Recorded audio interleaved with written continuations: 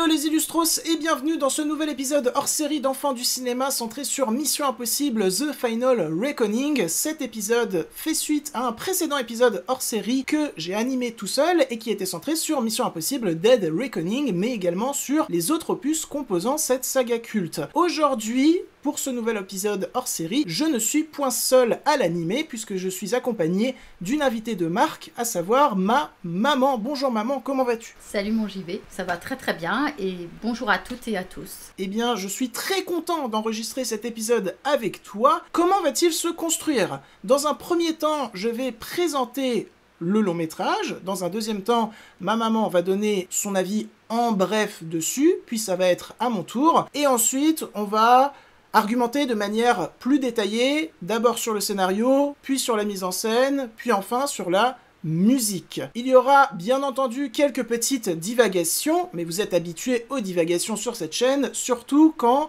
j'enregistre un épisode avec notre cher King Tao National, que nous saluons bien évidemment. Moi j'aime bien aussi les divagations. Je vois ça plutôt comme des respirations. Alors tant qu'elles sont assez courtes, tout ira bien. Eh bien, tu as parfaitement raison. Ça me rassure aussi un petit peu, parce que c'est vrai que dans certains podcasts, notamment le podcast sur Animalia, il y avait beaucoup de divagations. Donc, c'est parti pour la présentation de Mission Impossible The Final Reckoning, qui est normalement le dernier opus de la saga Mission Impossible, du moins porté par Tom Cruise. Everything you are, everything you've done, has come to this.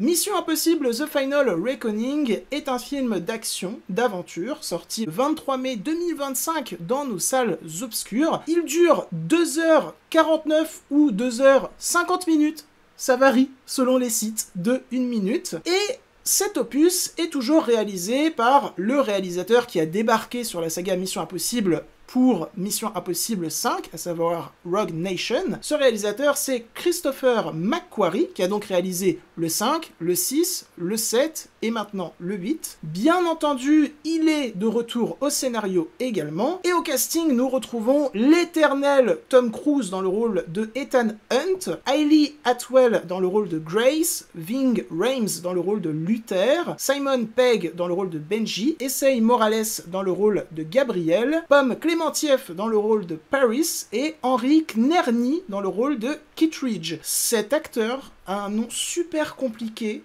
à prononcer, donc j'espère que je ne l'ai pas écorché dans cet épisode que vous êtes en train d'écouter, mais également dans le précédent épisode sur la saga Mission Impossible. Donc voilà, je pense avoir bien présenté le long métrage. Maintenant, on va passer à nos avis en bref. You gave him an aircraft carrier? Et quoique, on va rajouter une toute petite partie que je n'avais pas prévue. Est-ce que tu attendais ce fameux 8e opus de Mission Impossible, chère maman ? Oui, définitivement oui. Je l'attendais beaucoup et donc j'étais un peu dans les starting blocks et j'avais vu plusieurs fois, pas autant de fois que toi, la bande-annonce, mais disons que j'étais très hypée, voilà. J'avais vraiment envie de savoir ce qu'il allait advenir, s'il allait y avoir encore des surenchères dans les cascades, dans l'histoire. Oui, non, c'était une attente à la fois un peu d'excitation, mais aussi de sérénité, en me disant, bah finalement, ça va continuer sur les rails. Quand je parle de rails, pas quelque chose qui allait s'enfermer dans quelque chose devenant ennuyeux ou autre, hein, c'est pas ça mon idée, mais que ça allait suivre, voilà, l'impulsion de tous les épisodes et les films précédents. Que tu aimes d'ailleurs. Que j'aime, oui. Tu adores cette saga même, on peut le dire. J'adore cette saga. Pour moi, c'est lié aussi à des souvenirs de quand j'étais beaucoup plus jeune, voilà, non pas que je sois une mamie, mais disons que j'avais pris plaisir, donc il y a fort longtemps déjà, à voir les épisodes en noir et blanc, et puis ensuite ceux qui sont passés après avec d'autres acteurs, il y avait toujours qui le même étaient en acteur couleur pour Monsieur Feb, mais il y avait un changement d'équipe pour les autres, dans mon souvenir, c'était en couleur, et puis je est voyais ça arrivé, sur M6, je crois, enfin bon, j'adorais aller voir cette série. Et puis est arrivée la saga avec Tom Cruise. Voilà. Qu'on a découvert ensemble en soi. Oui, tu n'avais pas vu d'opus avant que je naisse. Non, je ne crois pas. C'était très sympa de découvrir cette belle saga avec toi. Qu'on a découvert bien entendu avec mon papa, ma sœur oui, également, qu'on salue. Oui. Papa connu que vous connaissez, qui a participé à la vidéo critique sur Indiana Jones 5, et qui, je l'espère, reviendra bientôt sur la chaîne. Mais là, c'est place à Maman Connue. Ça sera ça, ton pseudo, c'est Maman Connue. D'accord, ça marche. Et Oui, non, je l'attendais, effectivement, mais je n'ai pas fait comme toi, je n'ai pas revu tous les épisodes de la saga avant de... Tu as juste revu le 7e avant. J'aurais dû, certainement. J'ai revu le 7e avant, et puis je ne sais plus par quelle facétie de mon emploi du temps ou de mes recherches pour voir les films, enfin ça peu importe, ça n'intéresse personne, j'ai réussi finalement à revoir le premier. Oui, tu l'as revu après le 7e, il me semble. Voilà, oui, j'ai fait ça dans un ordre un peu contestable. Aléatoire. Et surtout, je me suis dit, de toute façon, je reverrai bientôt, pour Tout. mon plaisir, l'intégralité. D'ailleurs, il me semble que Mission Impossible, on a commencé à les voir au cinéma à partir du 5e opus. Le premier qu'on allait voir au cinéma, c'était Rogue Nation, avec l'introduction du personnage de Rebecca Ferguson. Ensuite, on allait voir le 6, puis le 7, puis le 8, mais on n'avait pas découvert... Bah, moi, c'est sûr, j'étais pas encore né, donc je n'ai pas pu découvrir le 1 au cinéma, mais ceux d'après également.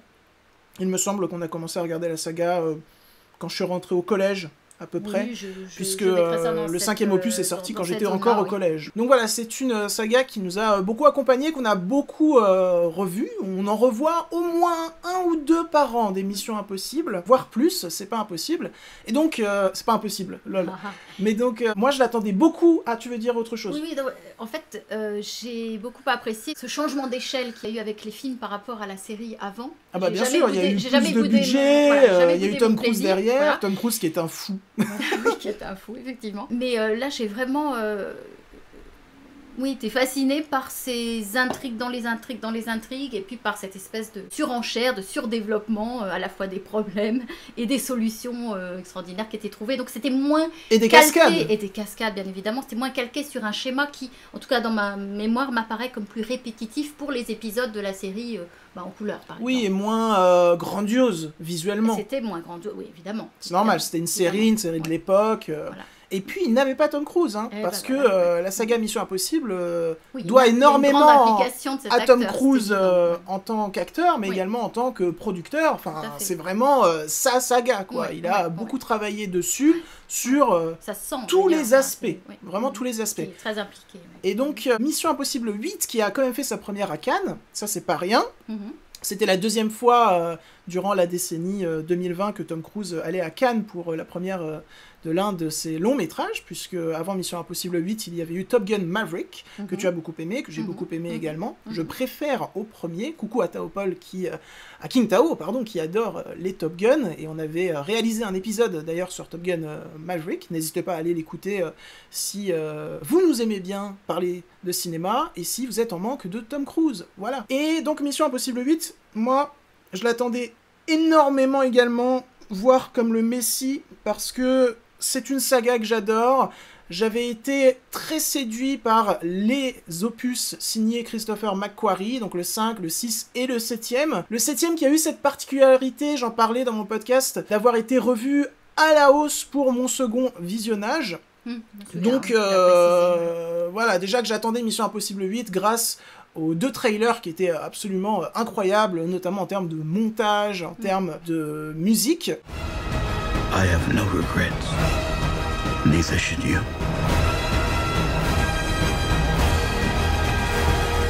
Et bien après avoir revu le 7 à la hausse, là, c'est devenu l'une de mes plus grosses attentes de l'année, ayant été Mission Impossible 8, maintenant The Life of Chuck, qu'on va voir tout à l'heure au cinéma, et ensuite Avatar 3. Bien évidemment, de toute manière, dès qu'il y a un Avatar qui sort, eh bien, c'est l'une de mes plus grosses attentes de l'année. Et ce que j'aimais beaucoup dans la dynamique des trailers, c'est que ça annonçait Mission Impossible 8 comme l'opus le plus grandiose, une véritable course contre la montre. En plus, il y avait une multiplication des cascades pour cet opus-là. Dans le 7e, il y en avait qu'une seule vraiment énorme, à savoir le saut de la foi en moto. Et puis celle du train quand même, la scène du train aussi, je trouve... Oui, mais le train, c'est pas véritablement effondré. Oui. Non, alors que Tom Cruise, il a vraiment sauté en moto dans le vide. C'est vrai, et là, dans le 8e, il y avait l'annonce d'une cascade sous-marine pour la seconde fois dans la saga, puisqu'il y en avait eu une dans Mission Impossible 5, et l'annonce d'une cascade dans les airs avec des avions, qui rappelle également la cascade avec les hélicoptères dans Mission Impossible 6. Et nous sommes allés le voir en avant-première le 21 mai, il me semble, à moins que c'était le 18, je ne me souviens plus. Bref, on allait le voir en avant-première en famille, enfin en famille sans ma sœur parce qu'elle n'était pas disponible, mais ma sœur qui est actuellement dans le sud va le découvrir. Ça doit être cool de découvrir un Mission Impossible dans le sud. Ouais. Peut-être tu sors du cinéma, t'as la mer, c'est génial. Ouais. Nous, on avait un parking, c'était un peu moins fun, mais bon, c'est pas grave. Et donc, maintenant, nos avis en bref sur ce Mission Impossible The Final Reckoning. Petit rappel juste avant, de base, ça devait s'intituler Dead Reckoning Part 2, mais vu que Mission Impossible 7 n'a pas vraiment marché au box-office, que ça a été l'un des opus les moins vus, et vous allez voir que ça va avoir son importance dans notre argumentaire, eh bien, ils ont été frileux à l'idée de l'appeler Dead Reckoning Part 2, ils ont eu peur que ça n'attire pas grand monde, et donc ils ont préféré le renommer The Final Reckoning pour marquer le fait que voilà, c'est un nouvel opus, vous inquiétez pas, ça n'aura pas forcément que des rapports par rapport au précédent, quoi. Vous pourrez peut-être le comprendre, même sans avoir vu le précédent, on va en parler.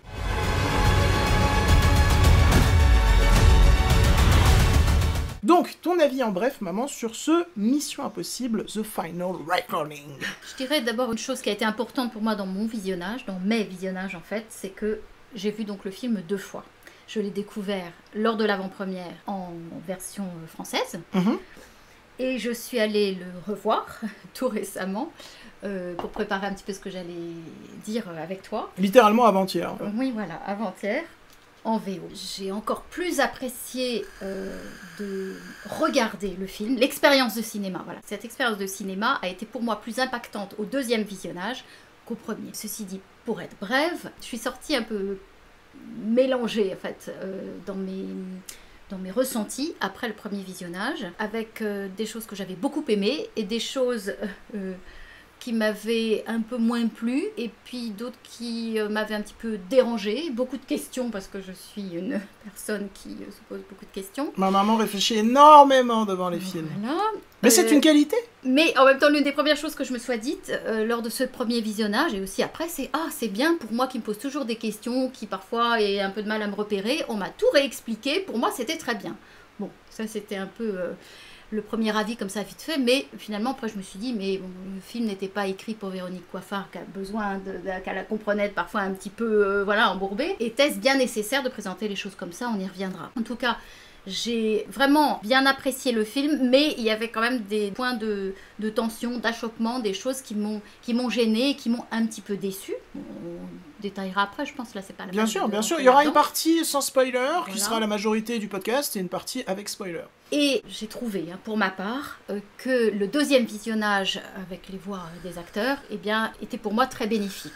Alors, j'aime généralement beaucoup aussi les versions en français. Je trouve que les voix sont très en correspondance avec les acteurs. Enfin, tout ça est très très bien fait. Mais là, il y avait, je pense, c'est pas concernant les voix, c'est plus concernant l'effet traduction. J'ai pu voir d'ailleurs en voyant les sous-titres, des phrases en anglais qui me paraissaient plus légères par certains côtés que la traduction qui pouvait en français être un peu enfermante, un peu lourdingue entre guillemets. Poussive, ouais. Poussive. Je parle de la traduction.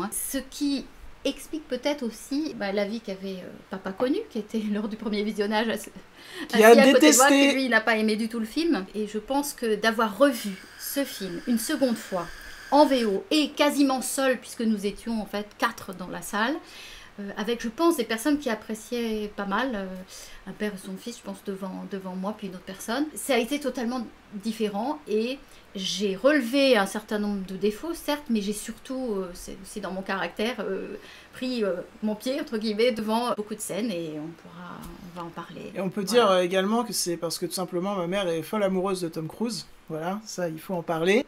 Hein non mais c'est vrai, c'est ton acteur préféré. Oui, l'un de mes acteurs préférés. Parce que sinon il y a Colin Firth aussi. Oui, notamment. Mais c'est pas le même style de film. Même si Colin Firth a fait les Kingsman, donc action, espionnage. Donc moi, Mission Impossible 8, j'en ai déjà parlé sur les réseaux, ça a été une très très grande déception, vraiment. Alors la VF ne m'a pas dérangé de toute manière, vous savez que Je trouve la VF comme la VO extrêmement importante pour découvrir des films. Elles ont toutes les deux leur utilité. Donc voilà, je voulais parler de ce point. Il faut défendre la VF. Bien sûr, c'est très important la VF pour découvrir beaucoup de longs métrages pour sa filmographie. Mais donc, je voulais revenir sur ce point-là d'abord. Ensuite, j'ai été extrêmement déçu parce que j'ai trouvé qu'ils ont continuellement mis les pieds dans les plats ou les plats dans les pieds en permanence. Surtout en termes d'écriture, la mise en scène n'est pas spécialement mon problème dans ce long métrage. Mon problème, c'est vraiment l'écriture,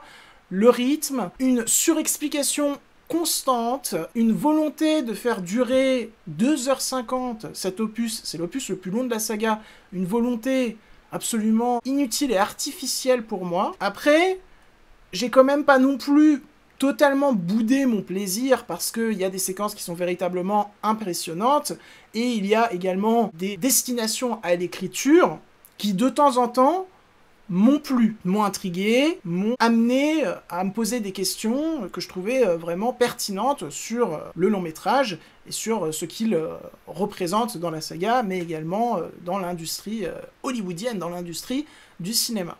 Tom Cruise qui se voit comme le sauveur du cinéma grand spectacle. Même Steven Spielberg lui avait dit un jour lors d'une cérémonie, je crois que c'était lors d'une cérémonie des Oscars, il lui avait dit « tu as sauvé Hollywood ». Et il y a quelque chose à l'écriture autour de cet aspect-là que je trouve vraiment intéressant. Mais sinon, ça a été une grosse déception, mais on va en parler un petit peu plus en détail maintenant. Quoique, je tiens à dire, juste avant, que là où ça n'a pas été une déception, c'est la musique. La musique que je trouve vraiment superbe, même si cette fois-ci, c'est pas Lorne Balfe qui l'a composée, mais je la trouve vraiment superbe de bout en bout. Je l'ai déjà écoutée 4 fois. Pour moi, c'est l'une des meilleures bandes originales de la saga. Et maintenant, on va passer à... Musique, montage, cascade, et manière de filmer les cascades. Oui, là-dessus, j'ai pas été déçu. Mais pour moi, le scénario et l'écriture est un tel point noir que par moments, ça m'a sorti même de l'aspect formel du film qui se voulait très impressionnant. Mais ça, je vais en parler un peu après. Si je disais avec mes mots d'artisan, j'allais dire, puisque dans la vie, je travaille les fils et les perles, j'ai eu l'impression, là, qu'il y avait des magnifiques perles, voilà. Et puis qu'ils s'étaient demandé un peu, tiens, comment on peut agencer ça, et puis qu'ils avaient enfilé ces perles sur un fil, mais qui parfois ce fil diminue et presque pas cassé, mais enfin devient très très fin, ou au contraire s'épaissit trop dans la surexplication, quitte à faire un peu des nœuds, entre guillemets. Ce qui fait que ça nous fait un collier un peu bizarre, mais je reste avec mes bonnes impressions, mes impressions positives, parce qu'encore une fois, ce serait pas moi de tirer à boulet rouge sur quoi que ce soit ou qui que ce soit. C'est d'une façon générale, bien sûr. Bon, si vraiment j'aime pas quelque chose, je m'empêche pas de le penser, hein. Mais là, j'ai quand même trouvé un certain nombre de moments pépites qui m'ont plu, et encore une fois, j'ai pas boudé mon plaisir au deuxième visionnage. Et bien justement, on va passer maintenant à notre argumentaire complet et détaillé sur le scénario. Ensuite, ce sera la mise en scène, ensuite la musique. I need you to trust me. One last time. Et je te laisse commencer, maman, par exemple, le début du film, toujours sans spoiler, à moins que tu préfères que je commence, que je te lance sur des pistes. Par exemple, moi, ce qui m'a vraiment chagriné d'entrée de jeu, c'est que durant les 5 premières minutes du film, je vais rester assez vague, mais pour moi, c'est un premier aveu d'échec, pour le coup, en termes de mise en scène également, mais surtout en termes d'écriture, c'est que ça va être une scène, presque en chant contre chant, où Tom Cruise assiste à un résumé, à des sortes de bandes-annonces ultra lourde et artificielle de tous les opus précédents.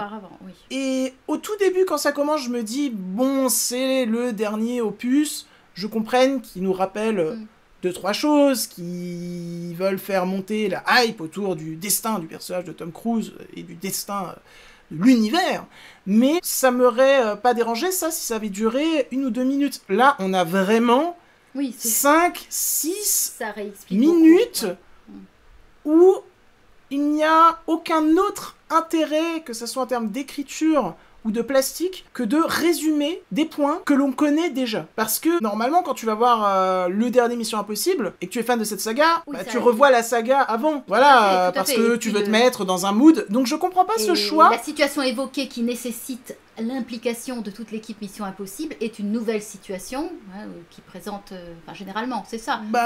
Nouvelle, ou en tout cas une nouvelle antenne d'une situation précédente, mais il y a quelque chose de totalement nouveau. On est tout de suite, comment dirais-je, par les messages ou les images qu'on voit, enfin que voit le Oui, mais ça, généralement, c'est pour des opus où c'est une toute nouvelle histoire, une toute nouvelle intrigue. Là, ça n'est pas le cas. Et là, ça n'est pas le cas, puisque ça reprend l'intrigue du 7e, et je ne comprends pas cet intérêt d'ouvrir un film avec des bandes annonces comme ça, alors que normalement, chaque spectateur et spectatrice qui vont voir cet opus, surtout que ça a été marketé comme le dernier, même dans son titre, The Final Reckoning, voilà, donc normalement les spectateurs et spectatrices sont au courant que c'est le dernier et vont se mettre dans un mood. C'est comme quand tu vas voir un Avengers, bah voilà, ça se voit sur les réseaux, beaucoup de personnes se refont les films précédents, bien sûr. Pour nourrir leur attente du dernier c'est comme quand tu vas voir un James Bond, pareil. Oui, Et donc je ne comprends pas cette volonté qui est pour moi purement artificielle et même un petit peu insultante de prendre ces spectateurs, ces spectatrices pour des imbéciles qui ne savent pas préparer leur visionnage d'un film, quoi. Voilà. Ensuite, ce qui m'a beaucoup gêné également, c'est que durant, on va dire, les 20 premières minutes, ils vont te réintroduire des personnages que tu as déjà vus avant dans la saga, comme le personnage de Grace, mais avec une volonté très bizarre de donner l'impression qu'on n'a jamais vu ces personnages avant. Tu vois la scène où on réintroduit Grace ? Oui.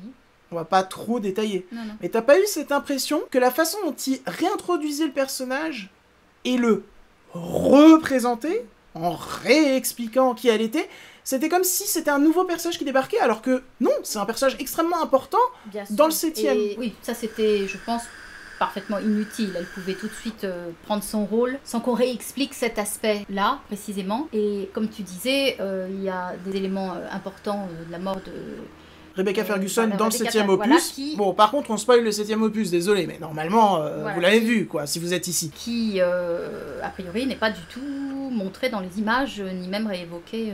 Oui, c'est très... Il y a des images de la femme d'Ethan, mais pas d'elle. Donc c'est vrai que ce que je veux dire, c'est que c'est bizarre qu'il y ait eu des éléments qui aient été ignorés dans cette espèce de récap un peu lourde, et d'autres sur lesquels il y a eu trop d'éléments...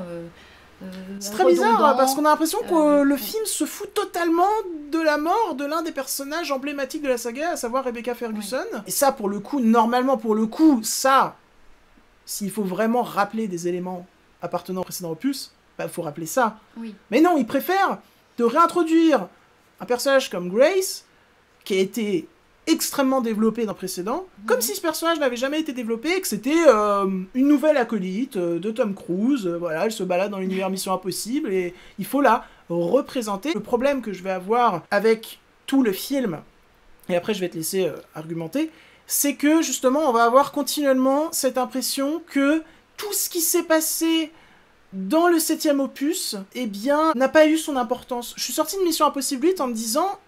Mais il a l'effet Star Wars 9. Vous savez, quand on était sorti de Star Wars 9, qu'on l'aime ou qu'on l'aime pas, on avait cette impression que Star Wars 8 n'avait servi à rien, que le film avait été effacé. Et là, j'ai cette impression avec Mission Impossible 8 que Mission Impossible 7, c'est un film qui a été effacé. Pourquoi ? Parce que il a bidé au box-office, peu de gens l'ont vu, et donc j'ai l'impression qu'ils ont paniqué et qu'ils se sont dit, du coup, faut redémarrer toute cette intrigue sur l'entité, et donc reposer tous les personnages, reposer tous les enjeux. Mais donc on assiste à une première heure ultra poussive qui n'a pas grand intérêt si tu fais partie de ceux qui ont vu le 7e, puisque toute cette première heure, c'est on reboot toute cette intrigue de l'entité et tout ce qu'elle comporte. Et donc en termes de rythme, ça empathie énormément, je trouve.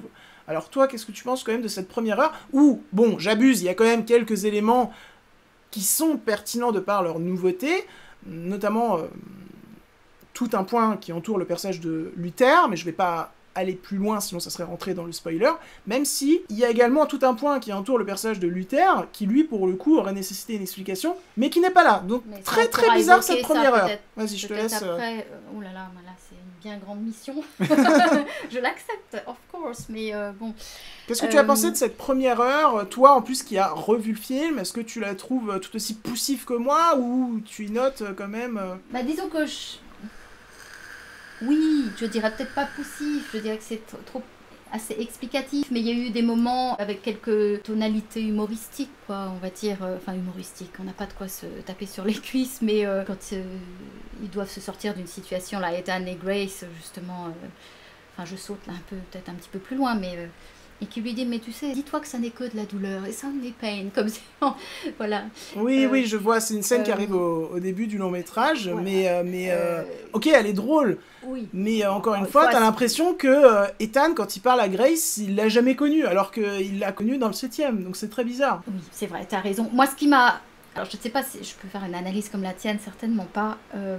Bah si, aie confiance en toi. Ce qui m'a marqué, bon, c'est que le message de Madame la Présidente à Ethan, qu'elle vient rechercher... Au tout début. Qu'elle vient rechercher, vraiment, c'est comme si elle venait chercher le héros fatigué, un petit peu. Hein. Oui, ça, on va en parler, justement, c'est une piste que j'ai trouvée intéressante. Mais elle vient le chercher avec une vieille technologie.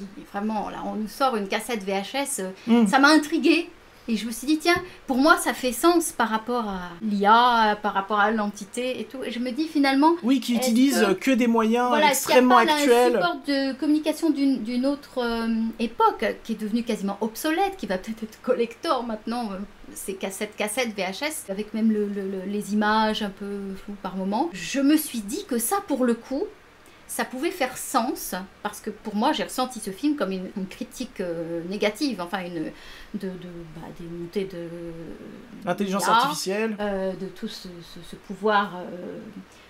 qui peut être destructeur. Qui peut être extrêmement néfaste. Et je prends ce film, en fait, l'une des valeurs du film, d'ailleurs, pour moi, est de dire ouvertement cette critique forte de l'intelligence artificielle. J'ai trouvé que c'était intéressant d'aller chercher ce héros fatigué par une méthode un petit peu ancienne. Old school, oui. Voilà. Et qu'on peut le mettre en parallèle, parce que je trouve qu'il y a pas mal de parallèles finalement dans ce film, avec Gabriel, le méchant.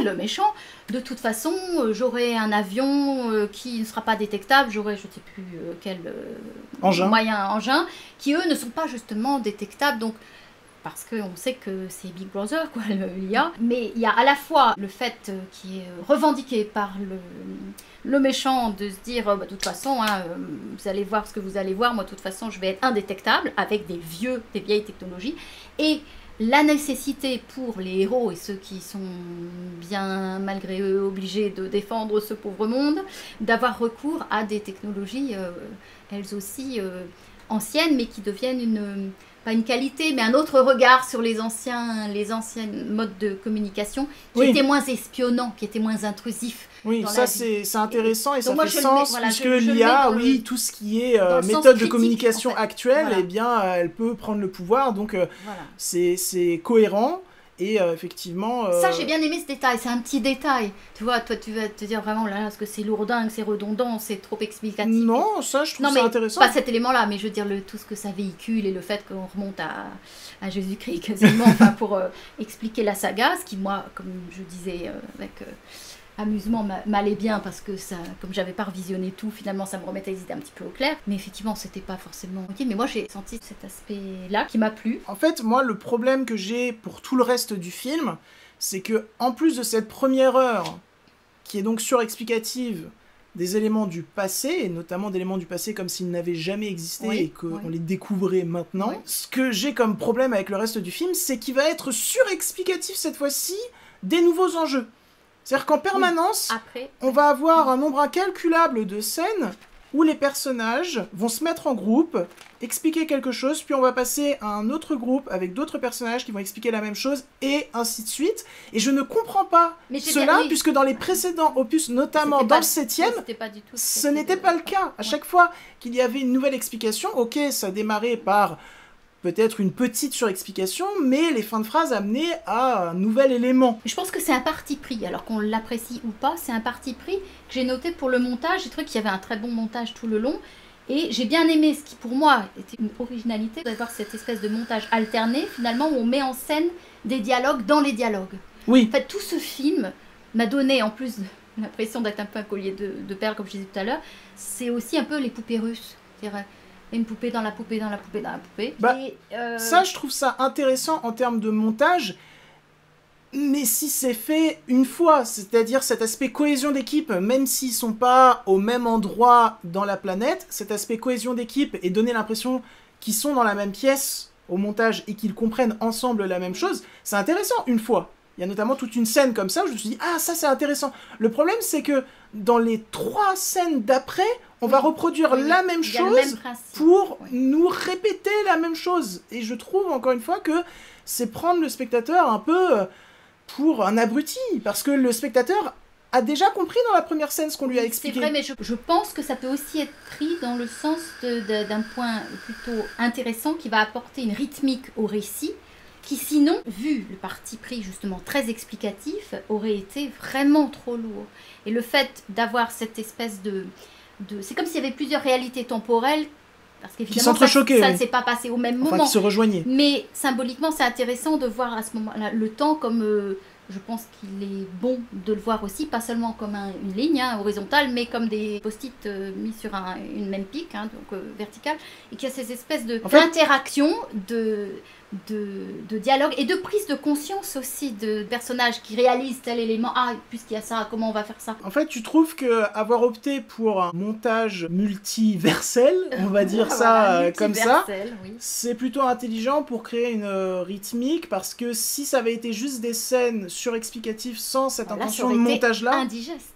Bah ouais, mais moi je trouve que Ça c'est l'est déjà indigeste peut-être un peu, mais tout de j'ai même. vu ça plutôt, cet élément-là, pour moi, vu le côté un peu lourd tout de même de cette surexplication, ça la dynamise. Maintenant, ça ne veut pas dire que j'ai trouvé que c'était bien. Je vois ce que tu veux dire, mais en même temps, pour moi, ça sonne vraiment comme « Oh les gars, notre scénario, il est mal écrit !»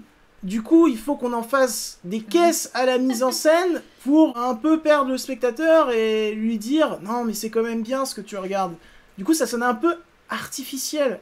Et ça m'ennuie parce que de base, ces choix de mise en scène, de montage, je les trouve intéressants. Mais là, je les trouve vains, en fait. Disons que ce qui m'a manqué, en fait, c'est qu'ils expliquaient donc beaucoup, et c'était au détriment de ce qui pour moi a manqué, les scènes, les astuces de Benji ou de Luther, ou quand dans les précédents opus, bon, ils expliquaient un petit peu, puis après qu'on comprenait, on les voyait en action sur le moment. Oui, il y avait énormément d'explications par l'image. Là, le problème, c'est que au texte, quoi. Et là, ils expliquent des choses, on les voit moins faire, et surtout, on les voit très peu agissants. Enfin, bon, je rentre pas dans des éléments de spoil, c'est un film qui est très, très, très bavard pendant une très grande partie. En fait, il y a que deux réelles grosses scènes d'action, quoi. Il y a 2 scènes d'action maîtresses, et je dirais qu'il y a 2 personnages vraiment phare, bon évidemment Ethan Hunt, et puis le rôle de Grace. Ça ne veut pas dire que les autres n'ont aucun rôle, c'est pas ça que je veux dire, mais tout ce qui faisait la trame, la richesse, les rebondissements des épisodes précédents manque ici parce qu'on les voit pas très peu à l'œuvre. Enfin, Benji, à part le voir à un moment donné au volant d'une voiture où il dit à Ethan barre-toi, en gros, à Londres, fais attention, bon voilà, et puis il y a un moment où il se bat aussi, et puis il y a toute une scène finale où il a son importance, mais comme je te disais en micro, je le trouve quand même un peu invisibilisé, Benji, quoi. Je trouve que c'est vraiment l'opus où il est le moins marquant.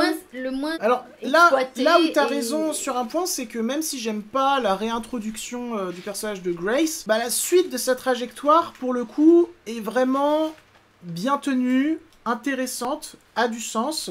C'est l'un des personnages qui va avoir l'une des plus grandes importances de la saga pour la mission qu'ils sont en train d'effectuer. Oui. Donc ça, je trouve ça vraiment bien. Sa relation avec Ethan, par la suite, est également bien traitée. Tout à fait. Mais Benji est invisibilisé. Luther, il a pas vraiment le temps de briller. Paris, j'en parle même pas, mais pour moi, je ne comprends pas ce qui s'est passé avec ce personnage où, à la fin du 7e, on te promet un développement vraiment riche sur la manière dont elle a changé d'état d'esprit, dont elle va s'allier avec le camp du bien. Et là, le personnage, il est que là pour déambuler et dire de temps en temps qui va vivre, qui va mourir. Et c'est tout. Et puis même quand elle souhaite entreprendre des actions et tu te dis « Ah, enfin, ce personnage va avoir un développement, des agissements intéressants », et ben non, il y a toute une séquence, sans spoil, où elle est vraiment déterminée à faire quelque chose. En plus, le personnage de Paris, c'est un personnage qu'on a du mal à retenir, à brider. Voilà, c'est un personnage qui est très libre. Oui. Et elle dit « Je vais faire ça !»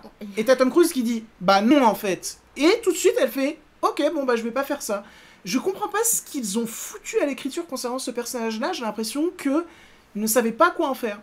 Et je trouve ça dommage. Je vois ce que tu veux dire, mais tu vois, ça m'est apparu moins...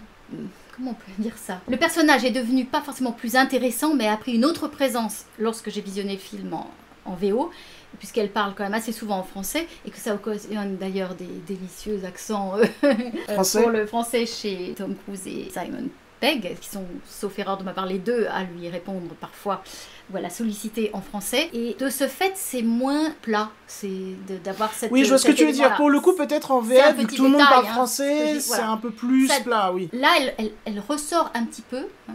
Et puis c'est un peu comme c'est pas Calimero ou Cassandre, mais c'est un peu celle qui va toujours dire ah oui, mais alors là il y a quand même un problème, là qu'est-ce qu'on fait? Oui, Enfin, mais le problème, c'est elle qu'elle vient- va surappuyer elle des a- enjeux qui sont voilà, déjà expliqués, déjà encore une expliqués, fois. ouais, tout à Et fait. le plus gros problème, c'est qu'il n'y a pas que ce personnage-là qui va effectuer cela. C'est tous les personnages-là. Disons que c'est comme si ils avaient bien expliqué quand même dans le précédent opus le retournement quand même de ce personnage qui était, enfin, elle est très vénère comme tu dirais. Hein, Dans le vraiment, 7e, dans le oui, 7e, elle vraiment, veut a buter la tout le monde. rage, bon. À la rigueur, Plus. cette tentative de développement qu'il y a dans le 8e, c'est qu'elle veut plus buter tout le monde. Mais en soi, c'est vraiment Bah, très disons, pauvre, disons quoi. que et après là elle est, on la sent mal à l'aise et pas sûre de ce qui est le camp du bien entre guillemets, avec qui elle va aller, si elle va pleinement soutenir l'équipe d'Ethan. Bah, à la rigueur, je vois ce que tu veux dire. Elle Je hésite un peu rebondis. dans la prison là, enfin quand il Oui, elle voilà. hésite un peu au début, et puis à la rigueur, même si je trouve ça quand même très pauvre en soi, oui, il y a ce développement de cette fois-ci, j'en dis pas plus, mais au lieu d'enlever une vie, elle va en sauver une. Oui. Mais ça arrive Oui. au bout de 2h40 de film sur 2h50. Tout le reste du film, il y a des gens qui l'ont comparé à Chewbacca dans Star Wars. Mais c'est un peu vrai, parce que elle est là, elle parle une autre langue, Oui. elle grogne, Oui. elle fait rien, sauf à la fin. Et du coup, je trouve ça encore une fois assez artificiel. Je trouve que dans un film qui combat l'intelligence artificielle, il y a beaucoup d'artificialité. Par contre, et là je pense que tu vas être d'accord avec moi, et je vais te laisser détailler ton propos là-dessus en première, ce qui est vraiment fort, et j'en parlais un tout petit peu au début, c'est la façon dont, au scénario, on va traiter cette figure de Tom Cruise, d'Ethan Hunt, grand sauveur du monde, donc ça c'est pour Ethan Hunt, ou grand sauveur du cinéma, ça c'est pour Tom Cruise, fatigué. Oui, ça, je crois que ça n'est pas voilé. Il est sur les genoux, quoi, à un moment Je trouve donné. ça fort, je trouve ça émouvant Oui. de voir que parfois, même pour lui, c'est trop. Voilà. C'est trop. Et notamment en début de long métrage, où il est très souvent essoufflé, il est très souvent terrifié, notamment, tout de même, voilà, faut être beau joueur, dans cette incroyable scène avec l'entité qui lui dévoile ce qui peut arriver dans le futur, scène magnifiquement stressante, véritablement terrifiante Oui, en oui, fait. oui, oui. Et Très c'est là forte, qu'on oui. sent vraiment Ethan Hunt déjà épuisé. Et donc, Épuisé, pour le et coup, puis ça surtout, rajoute de l'enjeu, ce- intelligemment, ce- parce que tu sais qu'il va devoir combattre et effectuer de grandes choses après, et t'es vraiment se inquiet. demandant vraiment comment il va pouvoir faire, quoi. Je trouve que pour le coup, ça rajoute du stress chez les spectateurs de manière vraiment intéressante à l'écriture, Ouais. puisque normalement, quand on va voir Mission Impossible, on se dit, il est increvable, il va arriver à tout résoudre, et là, il y a des doutes. Il y a quand même des doutes où tu te dis, oh ouais... Il y a des doutes, et on rappelle plusieurs fois aussi, même ceux qui le soutiennent quand même, comme Kittredge, enfin je pense qu'il est plutôt de son côté, Kittredge, on va lui vraiment redire, il y a des tas de trucs qui sont arrivés, c'est vraiment de ta faute quand même, hein. Tout ça c'est quand même à cause de toi. Oui d'accord, t'as arrangé la situation, mais regarde, t'es jamais dans les clous, t'en fais qu'à ta tête, et c'est l'essence même de son personnage, c'est comme ça qu'il s'en sort. Mais on lui dit vraiment, on lui dit, mais... Et Oui, là, on le rabaisse j'aurais quelque encore chose- plus que dans les précédents Ah, opus, ça c'est intéressant. Voilà, j'aurais quelque chose à te dire par rapport au couple sur l'île Oui. Saint-Mathieu. Avec William Dunlow Voilà, et sa avec femme. William Dunlow et sa femme. Mais on lui fait vraiment comprendre, mais mon pauvre gars, franchement, tu fais toujours les choses à ta manière, c'est horripilant, on insiste vraiment là-dessus, donc ça le met plus ça le met bactère. encore plus bactère, quoi. Mm.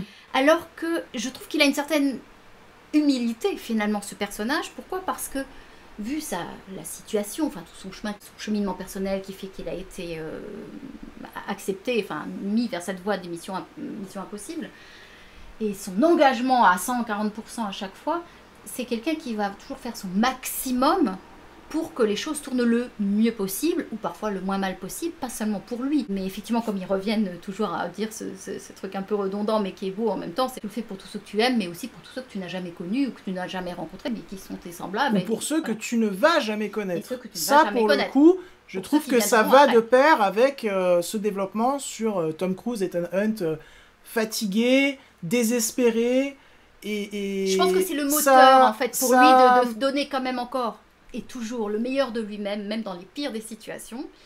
Et ensuite de rester dans l'ombre. Et de rester dans l'ombre, parce que Ça, c'est vraiment bien traité. C'est un personnage. L'entrée, ça aussi, bon, on parlera l'entrée et la fin, la scène du début et la scène de fin, enfin, À Trafalgar à Square.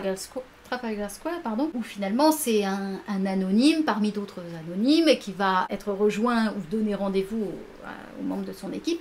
Et on a le pendant, enfin, je ne sais pas si on peut l'évoquer déjà ou si c'est spoilé, Le pendant. la fin. Ah bah, on va pas parler de la toute fin. Non, mais enfin, il faudra peut-être... En partie tu me diras, spoiler. voilà. Ce que je veux dire, c'est qu'il n'est pas à dire « Je suis là, Ethan, je suis très fort, venez donc à moi. » Oui, et puis en plus de ça, il galère à faire comprendre aux gens qu'il faut, une dernière fois, lui faire confiance. Bah, en plus, il est... Et ça, je trouve ça beau, en fait, en parallèle de la carrière de Tom Cruise. Et puis tout ce côté, il le répète, de tu te bats, tu fais en sorte de sauver le monde, et de sauver ce qui t'est important à tes yeux, pour tous ceux ou celles que tu ne connaîtras pas. Oui.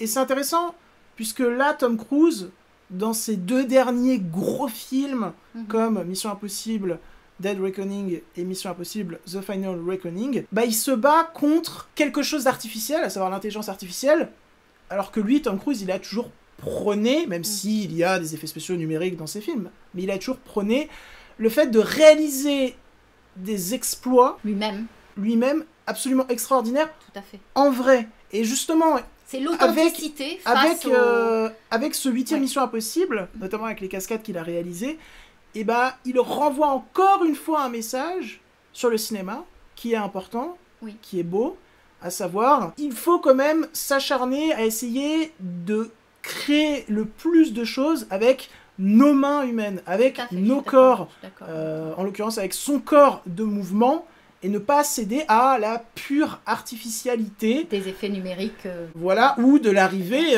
malheureuse et extrêmement inquiétante de l'intelligence artificielle au sein des grosses productions hollywoodiennes. Et donc ça, je trouve ça très bien. Et tu vois, tout ce qui entoure le personnage de Ethan Hunt, interprété par Tom Cruise, tout ce que ça raconte sur le personnage, mais également sur Tom Cruise dans le cinéma, c'est vraiment bien à l'écriture pour le coup, soyons beaux joueurs. Ça, je te suis là-dessus entièrement.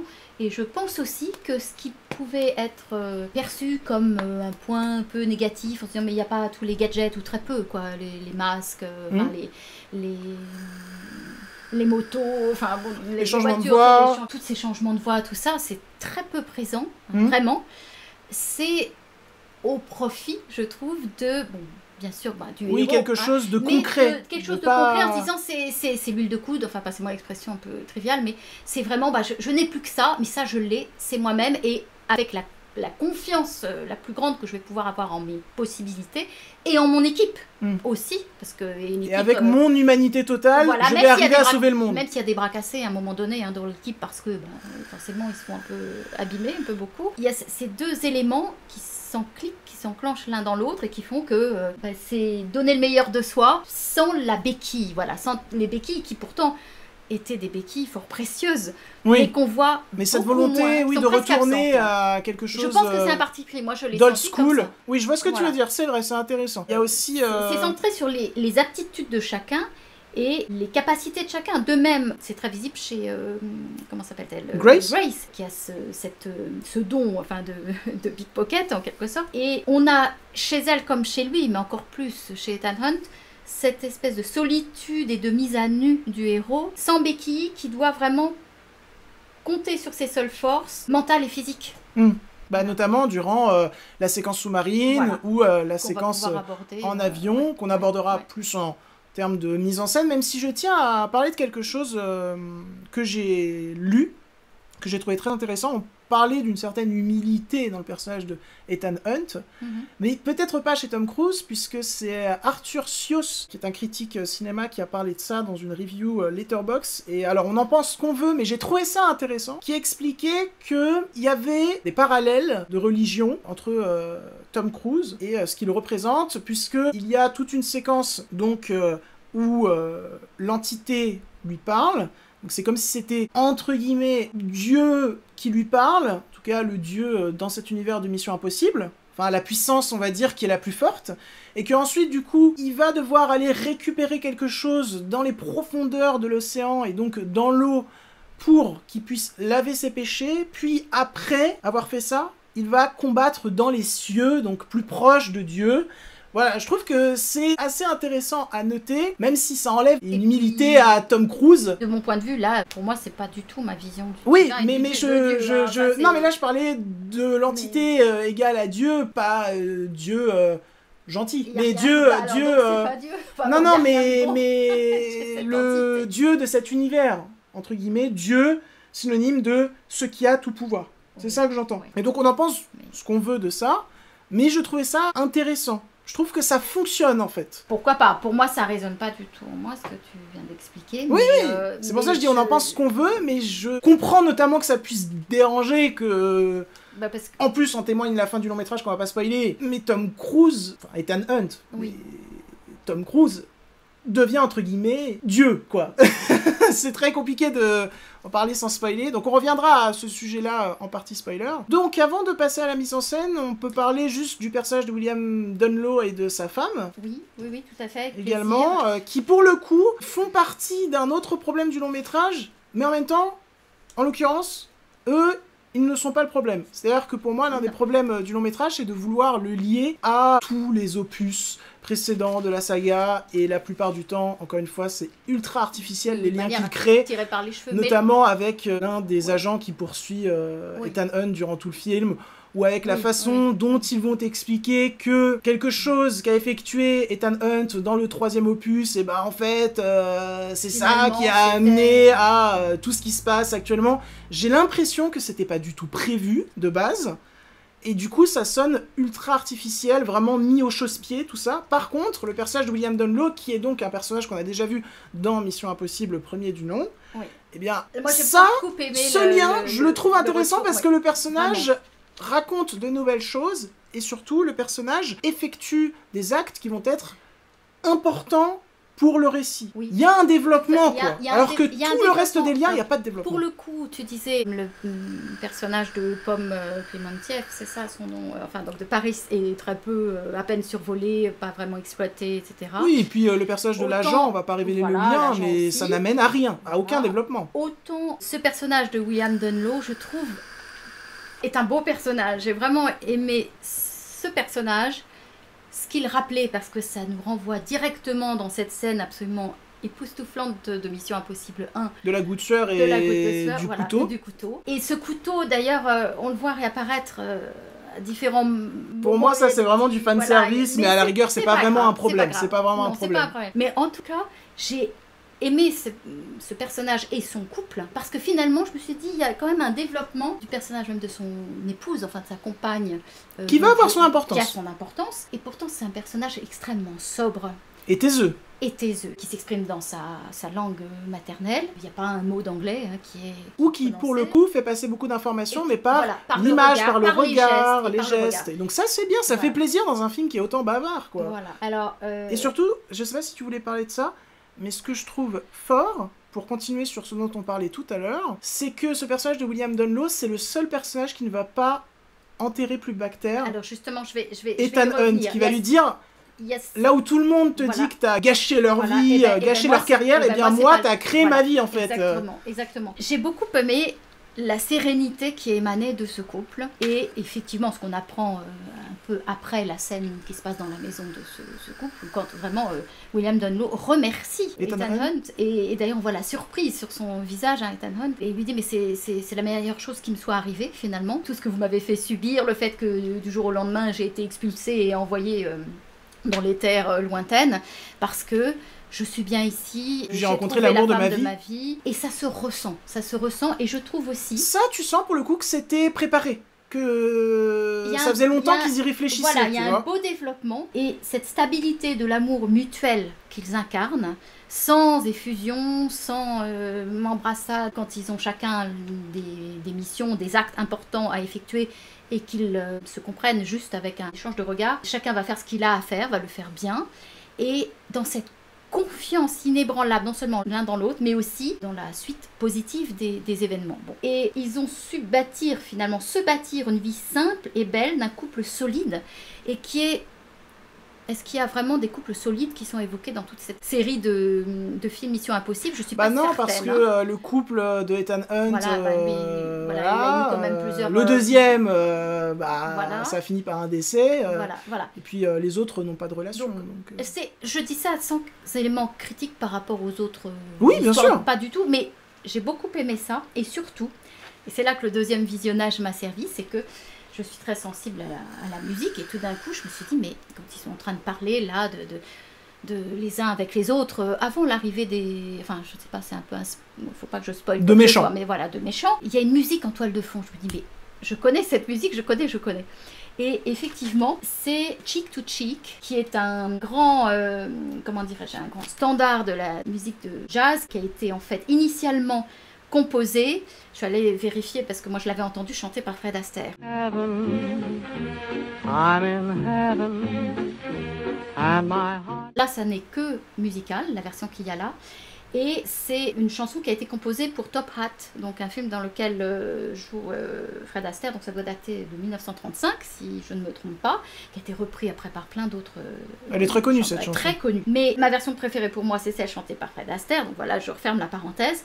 En tout cas, les propos de la chanson imagent ce qu'est ce couple. Et moi, j'ai beaucoup aimé ça. Donc, c'est vraiment une petite aparté que je voulais faire là. C'est Heaven, I'm in Heaven. Donc, je suis au paradis. Heaven, voilà, c'est I'm ça. in heaven. Que mon cœur bat vraiment tellement que je ne peux à peine parler. Et And I seem to find the happiness I seek. Donc, cette phrase-là, c'est exactement ce qu'il dit à Ethan.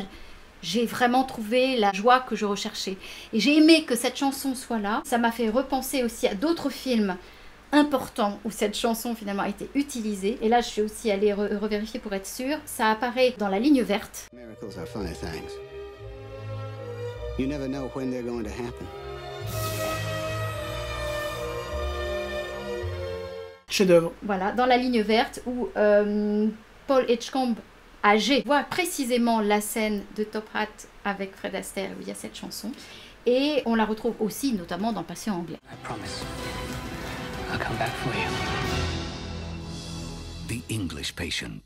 Voilà, je referme ma parenthèse. Mais toujours est-il que ce deuxième visionnage m'a permis d'être plus attentive à différents éléments, notamment dans cette scène, ça ne m'avait pas frappé du tout, premier visionnage, mais qu'il y avait cette musique que j'aime beaucoup, qui, je me suis posé la question, pourquoi est-elle là? Je trouve qu'elle est... Elle a un sens, oui. Elle a un sens, finalement. C'est un peu subliminal peut-être, mais... C'est du show don't tell, mais voilà, à l'oreille en fait. voilà, Donc ça. ça fait Tout à plaisir, fait. encore Tout une à fois, fait, dans c'est- un long métrage beaucoup trop bavard. Voilà, je me suis dit, ça c'est l'antithèse de toutes les autres choses qu'on peut reprocher à ce film-là. C'est un élément intéressant, qui est subtil, certes, mais qui nous met joliment en avant ce couple. Et effectivement, ce couple, il n'y a pas grand-chose qui en est dit, mais ils sont supra efficaces. Quoi. Oui, et on s'en souvient. On s'en souvient et on les aime. Enfin, moi, j'ai beaucoup apprécié ces personnages. Et donc Voilà. maintenant, on va passer à l'aspect mise en scène du film. We have to deal with him. Should he choose to accept? Je vais pas avoir grand chose à dire, je vais commencer, je vais juste dire que en même temps je la trouve, on va dire, efficace dans sa globalité. Voilà, on sent que le long métrage a coûté très cher, il y a des plans extrêmement larges, des plans extrêmement bien tenus en termes d'effets visuels, d'effets numériques, parce que on le sait, il y a quand même Bien évidemment. des effets numériques. Je trouve même que cet opus est mieux tenu en termes d'ajout d'effets numériques que le précédent. Il y a que un seul plan qui m'a choqué, c'est au moment où Tom Cruise va s'accrocher à l'un des deux avions dans le climax, au tout début de la séquence, où j'ai eu l'impression de noter un fond vert pas très beau, mais bon, après c'est peut-être juste moi, mais sinon je trouve que les effets spéciaux numériques sont invisibles pour le coup, c'est très très certain. Il y a ces tentatives, notamment en termes de montage, que je note dans un premier temps. Je les trouve intéressantes, mais après un petit peu plus banales. Après, là où j'ai été déçu, c'est que je trouve qu'il y a moins de renouvellement intelligent et plaisant lors des séquences d'action que dans les précédents opus, et notamment dans le 7e, où vraiment j'étais assez bluffé par le renouvellement constant qu'il y avait. Là, il y en a moins. C'est un petit peu plus cadenassé, surtout dans la séquence avec les deux avions. À la rigueur, là où il y en a le plus de renouvellement, c'est dans la séquence sous-marine, mais ça casse pas non plus trois pattes à un canard. Par contre, en termes de pur cadrage et de traitement de la tension, dans ces séquences, donc sous-marine et d'aviation, c'est très certain, on y croit, on est dedans, on est avec Ethan Hunt et on se demande plusieurs fois s'il va survivre, quoi. Mais en même temps, j'étais pas spécialement ultra à fond dans ces séquences-là, parce que juste avant, on m'avait tellement surexpliqué des points que j'ai fini par abandonner et dire arrêtez de parler, juste battez-vous, faites des trucs. Mais donc, à vouloir tellement surexpliquer des enjeux, par moments, j'ai loupé des enjeux, et donc j'étais moins à fond que prévu. Mais ça reste quand même des séquences vraiment impressionnantes. La séquence sous-marine, elle fera date dans la saga, quoi. Voilà, maintenant... Oui, tout à fait. À ton tour. Sur l'entité, j'ai trouvé que... Il y a pour moi une excellente représentation de cette entité qui est hypnotique, qui est fascinante. Avec cet œil-là. Voilà, pour moi, ça a évoqué différemment, mais ça m'a fait penser à l'œil de Sauron. Un peu, c'est vrai. Mais le fait d'avoir choisi un œil, c'est peut-être pas anodin, t'as raison. C'est évidemment différent parce qu'elle observe, elle fascine, elle hypnotise et elle absorbe. Et elle fait perdre tous les repères. C'est pas la même chose que dans cet œil de Sauron, on a l'impression d'un brasier, de quelque chose je vois qui ce que se tu veux dire. consume. Mais ça m'a quand même fait penser à ça, pas comme une répétition, pas comme une citation plate de la chose, mais j'ai trouvé que... Ça rappelle, mais c'est différent. Donc oui, c'est intéressant. La couleur bleue aussi la rend belle. J'ai trouvé belle, entre guillemets, pour moi. Mais en même c'est temps, une couleur presque rassurante, et donc ça crée une dichotomie qui est intéressante. Où, ce qu'on voit quand on voit notre chère planète d'en haut, et cette planète bleue, ce bleu, et... Elle a un côté en même temps méduse. Oui. En fait, elle appelle d'ailleurs un peu... bouleverser nos repères complètement. J'ai trouvé que... Un côté fond-marin, presque. Voilà, je ne sais pas comment ça a été fait, certainement de manière numérique forte, mais comme là, à un moment donné, elle occupe vraiment tout l'écran davantage qu'avant dans le set, on sent qu'à la fois elle est nourrie de toutes les pensées de toutes les personnes de ce monde, ce qui fait qu'en fait elle fait du recyclage en permanence.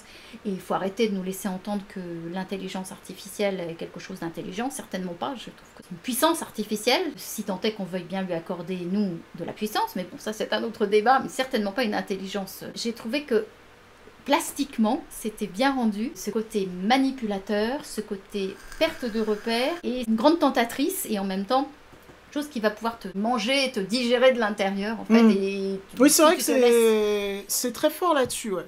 En termes de visuel, de mise en scène. Depuis mon fauteuil, là, à la limite, fallait presque, non pas se tenir au fauteuil, c'est pas ça, mais je pouvais sentir un léger vertige. Ça fonctionne bien en fait, si on se laisse justement hypnotiser. Donc j'ai trouvé qu'elle était, elle était bien représentée, cette fameuse intelligence, et on a le pendant, comme tu évoquais tout à l'heure dans le caisson, là, noir, pour le coup, et froid. Froid et terrible, de ce que ça peut être quand ça s'immisce dans la tête de quiconque, enfin, donc là, en l'occurrence du héros, qui lui dit, mais plus tu t'opposeras à moi, plus tu souffriras, donc finalement, ça, on sent que ça fait sauter tous les verrous, et que ça peut à la fois accéder à tes pensées les plus intimes, mais en même temps te proposer une sorte de réalité dont tu ignores évidemment si elle est vraiment réelle ou pas. Oui. Toute la question est là, et d'ailleurs j'ai lu, je ne suis pas allée voir grand chose sur les commentaires, mais j'ai vu que parfois certaines personnes avaient pu se demander si il n'y avait pas une manipulation d'Ethan dans ce fameux caisson, puisque quand il ressort, il a vraiment besoin de toucher de la main ses amis en disant est-ce que vous êtes bien réel, est-ce que vous êtes bien réel, et certaines personnes ont émis l'idée que en fait tout le reste du film était une manipulation de l'intelligence artificielle. Voilà, aurait pu être, et donc une manipulation du spectateur, et qu'il y avait des éléments de l'histoire que je ne dévoilerai pas là, sinon ça spoilerait, mais qui peut-être étaient des illusions en fait, pour faire croire justement à Ethan qu'il était pourtant bien dans le réel, sur le plancher des vaches, quoi, quelque part. Mais voilà, donc j'ai trouvé ça très fort, cette manière de représenter cette entité hypnotique. J'ai trouvé que cette scène du sous-marin était une séquence qui était vraiment menée de main de maître, avec la musique qui joue un grand rôle. Donc je sais qu'on évoquera la musique après. Avec voilà, exactement. Mon son était horrible. C'était pour essayer de reproduire le son qu'il y a dans la bande originale, qui représente très bien les fonds marins et l'inquiétude des fonds marins. Ce qui m'a frappé, c'est qu'il y a différents sons qu'on entend dans cette scène. Il y a le son de la musique, où il y a des instruments, où il y a des sons vocaux, donc des voix. Et il y a aussi des bruits, on pourrait dire, des bruits de métal, hein, sous l'eau, ces bruits de métal qui se frottent dans les grandes profondeurs, ou simplement à un moment donné, le bruit de l'eau. Que l'eau qui se déverse, je ne sais pas si tu te souviens, oui. à un moment donné. Il y a un très très bon travail sonore dans cette scène, c'est vrai. Arrive dans certaines pièces, puisqu'ils déverrouillent différentes portes jusqu'à aller chercher l'endroit qu'il faut trouver. Il y a ce travail sur les sons qui est très présent, qui joue un rôle majeur dans cette scène. La descente, en fait, depuis le début de la scène jusqu'à l'arrivée dans le sous-marin, a évoqué pour moi des souvenirs que tu auras eu certainement, puisque tu étais avec nous. C'était notre descente dans la veine Armand. Ah oui. Et ça m'a fait un parallèle. C'est une grotte. Je me suis dit que c'est un gouffre en France très, très impressionnant. Et c'est l'image qui m'est venue. Évidemment, dans la veine Armand, c'est un côté quand même plus... rassurant. Voilà, je dirais pas accueillant, mais grandiose, comme énorme, cette espèce de cave immense. Et je me suis dit, mais finalement, si on descendait suspendu par un filin dans ce lieu, en étant seul, ça pourrait faire les mêmes sensations de perte de repères et en même temps avec des émergences de formes sur les stalactites et les stalagmites et les formes concrétions très anciennes formées par l'eau sur la roche. Ça m'a vraiment évoqué cet univers-là. Et la manière de filmer, la musique, l'alternance avec ce qu'on nous montre qui survient dans le sous-marin, qui est survenu dans le film précédent, avec aussi les plans larges sur l'extérieur du sous-marin et le choc que le héros ressent à la découverte des morts avec l'expression figée de la stupeur. Il y a presque quelque chose d'un petit peu Lovecraftien, peu, John Carpenter, terrifiant. C'est un caractère oppressant. Alors là, pour le coup, il est vraiment complètement seul. Et cette confrontation qu'il a avec l'effet saisissant de la mort sur les cadavres, avec les visages qui sont figés dans expression d'horreur, de stupeur, d'incompréhension. Ça montre pour moi une très grande maîtrise et j'ai trouvé que la scène était bien construite. Donc on a aussi une perte de repères, mais on a le côté immense des fonds sous-marins qui ne sont pas du tout accueillants. Hein. Pour le coup, là, il n'y a pas de belles algues et autres. C'est vraiment un peu comme quand il y a l'exploration du Titanic. Enfin, vraiment cette espèce de monde enfoui, mais dans la douleur, dans la souffrance. Et puis des choses très concrètes qui existent, encore des lumières brutales qui fonctionnent quand même. La lumière dont est porteuse sur son équipement aussi Ethan Hunt. Et un climax qui va après... Donc la scène en avion le climax de cette séquence. Le climax de cette séquence qui va aller après se terminer sur une touche qui, moi, m'est apparue presque comme poétique. Et pourtant, il pouvait y passer, ce pauvre Ethan. C'est quand il rejoint à sa façon une personne... Enfin, surtout, il remonte. Et on lui avait expliqué qu'il pouvait mourir, que ses poumons pouvaient exploser. Enfin, bon, donc évidemment, il va survivre. Mais il va être comme accueilli, entre guillemets, par la banquise.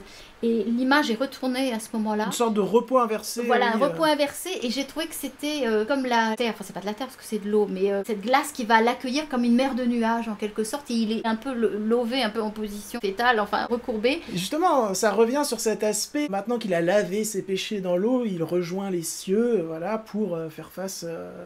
Oui, tu vois, en vrai, ça peut marcher. Le plan est magnifique. Le plan est vraiment très très beau. Il s'est délesté d'un certain nombre de bagages et qui peuvent être pris dans une dimension plus symbolique et il remonte avec l'essentiel, en fait. Enfin, l'essentiel dans le cadre de sa mission. Mais j'ai trouvé que c'était une scène où tout fonctionne bien, la manière dont c'est filmé, dont c'est joué, la performance d'acteurs, l'imbrication avec la musique, les couleurs. Là, je lui mets 10 sur 10 sans problème.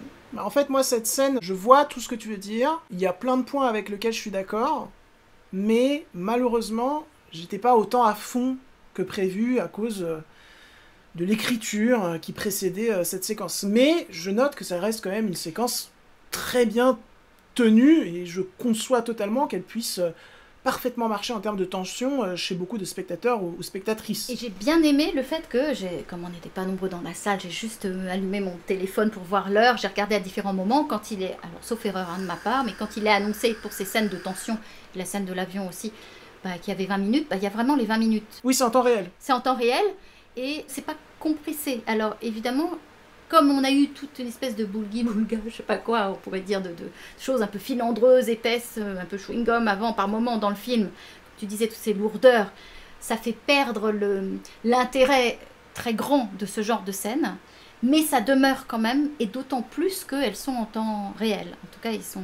Ce qui pourrait expliquer, Elles le dans sont un certain vraiment. sens, la longueur du film. Même si moi, les 2h50, je les ai ressentis, et puis... Je les ai moins ressentis la deuxième fois En que la termes de première. surexplication, on pourrait enlever 1 heure à ce film. Mais Ah bah, vraiment, bien sûr, vraiment, c'est vraiment. sûr. Là, ça ferait un écrémage, bien sûr. C'est dommage. Voilà, le fait que je me suis pas ennuyé, mais j'ai senti des grosses longueurs. Et donc on va passer sur le dernier aspect mise en scène, donc de la séquence en avion, qui est un petit peu le même combat que la séquence sous-marine, même si je trouve qu'elle se réinvente moins. Après, elle est quand même très impressionnante, voilà, faut l'avouer. Le ça fait que marche. Tom Cruise ait Ça véritablement marche été vraiment. accroché Ouais. à 2 avions... Et puis même, enfin, je sais pas comment il fait pour se tenir par les pieds. C'est Il avait Notamment. sûrement quelques petits câbles, mais en soi, il a vraiment, on le voit, hein, Ça dans le ne se- making-of, était accroché Oui. à 2 avions, puis, et sur la c'est peau, très impressionnant. Ça se voit aussi. Il y a vraiment la marque du vent, enfin du mouvement, qui déforme le visage, qui lui plaque les cheveux d'une certaine façon sur le crâne. Enfin, ça sonne juste. Et c'est très impressionnant avec les passages dans des ravins, puis quand l'avion remonte, quand il se retrouve la tête en bas, enfin quand tout ça tourne, et il y a le méchant qui s'amuse bien, et jusqu'à un certain point, et lui qui galère, mais qui galère avec maestria, c'est ça que j'aime bien. Mais on sent qu'il se donne à fond. En fait, je trouve, pour résumer mon avis sur la mise en scène de ce film, je trouve que elle arrive bien à filmer l'impressionnant, mais paradoxalement, pas à le rendre si impressionnant que ça. Voilà, c'est très compliqué, mais c'est comme ça que je le ressens. Voilà, concernant la Peut-être mise en parce scène. que, tu sais, c'est comme si on te propose un très bon vin dans un verre en plastique, tu vas pas le déguster et l'apprécier autant que dans un verre en cristal. Pareil pour un café. Ouais, je vois. Et là, ou un bijou de prix, un très beau bracelet orné de diamants, etc., qui serait dans un sac de Burger King n'est pas pareil que dans un écrin en velours avec tous les papiers de soie. Et je pense qu'effectivement, il y a un certain nombre d'éléments pesants dans le film qui peuvent nuire, cette espèce de packaging finalement inapproprié par certains aspects qui peut nuire à ces scènes. Mais ce qui m'a rassurée, bon, je n'étais pas du tout inquiète, mais ce qui m'a plu, c'est que quand j'ai revu le film, je connaissais le film, je savais ce qui allait se passer. Bon.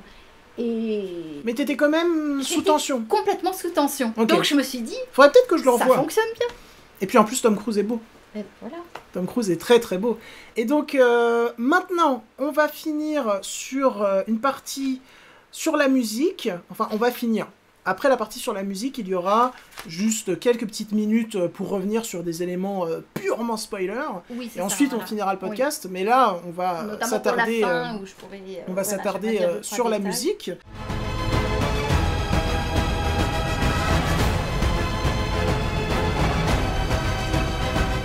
Alors, cette fameuse musique qui n'est pas composée par Lorne Balfe, qui était donc le compositeur de Mission Impossible 6, mais également Mission Impossible 7. J'aimais beaucoup ses compositions, notamment pour le 7e. Mais là, j'ai absolument pas été déçu, j'ai déjà écouté l'album 4 fois, je le trouve vraiment magnifique, je trouve qu'il y a parmi les meilleures partitions musicales de toute la saga.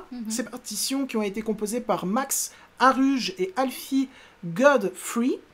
Et je vais te laisser commencer, tiens, sur cette bande originale. Moi, je vais essayer de retrouver des noms précis de morceaux que j'aime beaucoup. Je dirais que, d'une manière générale, de toutes les Missions Impossibles, et même encore de celui-là, est très présent le thème original de Lalo Schifrin. Ça, c'est bon, indéboulonnable, c'est bien là.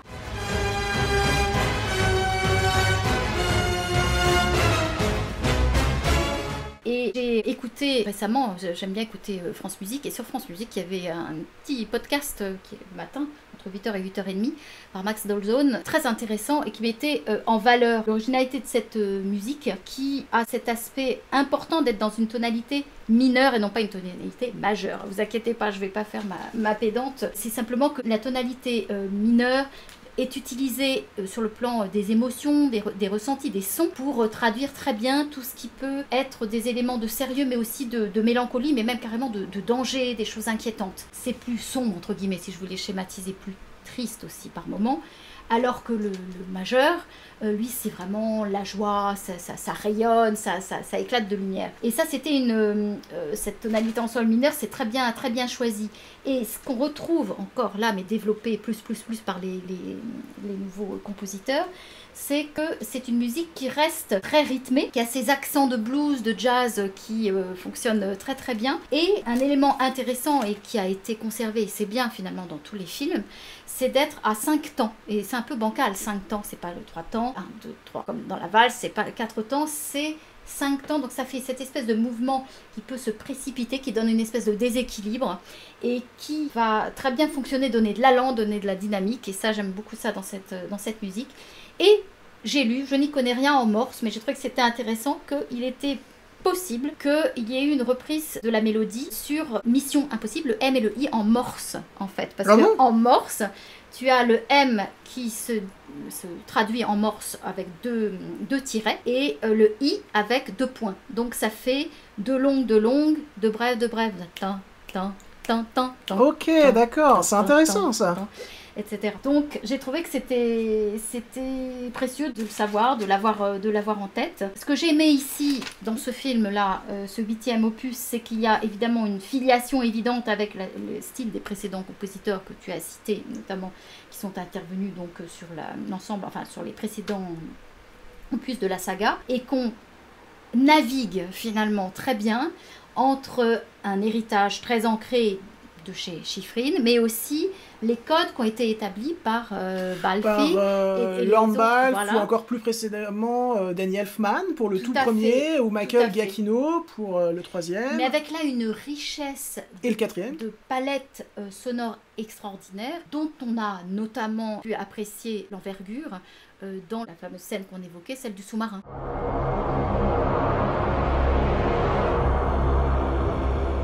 Puisque là, on a... Oui, il y a une utilisation de chœurs d'hommes très rauques, et d'ailleurs ces chœurs d'hommes très rauques, on les retrouve aussi dans la séquence du climax avec les 2 avions, et moi j'aime beaucoup. Oui. J'aime beaucoup. Tu as un étirement vertical, comme cette chute dans l'eau, hein, un étirement vertical des tessitures en fait, très graves, hein, qui sont, comme tu le dis, mis en son par ces voix d'hommes de basse, qui tiennent la même note en fait quasiment, hein, tout le temps, qui évoquent vraiment les chœurs orthodoxes russes, cette espèce de tenue très lente, très nourrie, très sombre. Surtout qu'en l'occurrence, dans cette scène du sous-marin, il va dans un sous-marin russe. En plus.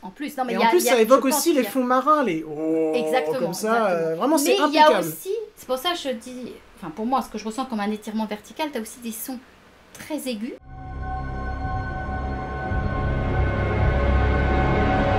De voix féminines par moment qui partent donc vraiment qui sont beaucoup plus hauts, et des instruments comme les hautbois ou même les violons qui vont avoir peut-être un aspect un peu plus grinçant, mais qui vont faire qu'on a un son très grave avec des choses qui nourrissent l'intérieur, mais des sons très mélangés. C'est pas très harmonieux a priori.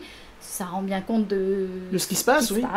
Donc ça participe à signifier le poids de cette chape d'eau qui oppresse Ethan, mais qui fait bouger le sous-marin aussi. Il y a tout le temps des déséquilibres, parce que comme il ouvre des portes, ça modifie l'équilibre intérieur, puisque l'eau va de salle en salle. Tout ça, c'est très bien rendu par la musique. Et on a aussi une dissolution, j'ai bien écouté, du thème, donc, enfin des éléments de thème de la musique, qui faut cet élément-là, qui est très distendu, très lentement, qu'on perçoit mais pas beaucoup, et qui va réapparaître à la fin justement. Je pense que c'est au moment où il y a la remontée d'Ethan. Quand on écoute la bande la BO, on n'a pas justement les sons d'eau, on n'a pas les sons purs de bruit. Donc je pourrais pas dire exactement à quel moment ça se passe, mais les cuivres, donc les trompettes, etc., rejaillissent à la fin du morceau, quand on va pouvoir quelque part de nouveau respirer un petit peu. Et j'ai trouvé que c'était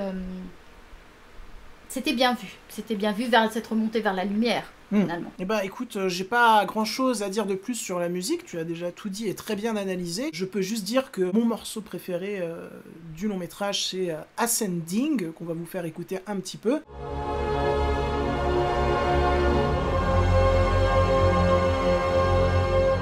Mais il y a également d'autres morceaux que je vais vous passer pendant 7 secondes chacun pour éviter le copyright, n'est-ce pas ? Oui, bien sûr.